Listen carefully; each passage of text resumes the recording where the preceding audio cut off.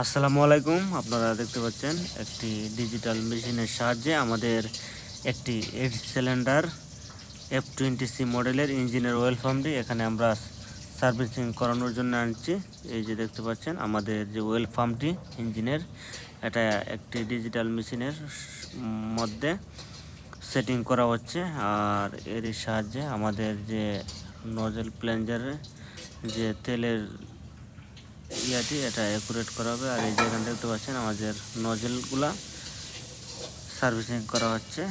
আর এদিকে আমাদের আবার দেখতে পাচ্ছেন আমাদের যে ইঞ্জিনের ওয়েল পাম্পটি এটা এখানে প্রায় ফিটিং করা শেষ পর্যায়ে। এখন এই যে ডিজিটাল যে মেশিনটি মিটারটি দেখতে পাচ্ছেন এটা চালু হয়ে গেছে।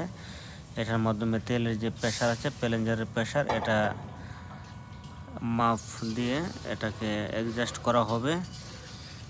আর যারা এগুলা দেখছেন তো অবশ্যই বুঝতে পারছেন। এই যে দেখুন মিটারে শো করছে, উপরে আপনারা দেখতে পাচ্ছেন ডান কোনা দিয়ে এখানে, আর নিচে যে মিটার আছে এখানেও শো করতেছে। আমাদের তেলের যে লাইন আছে এটা অ্যাডজাস্ট করা হবে প্লেঞ্জারের ওয়েল পাম্পের। আপনারা যারা দেখেননি কিভাবে প্লেঞ্জার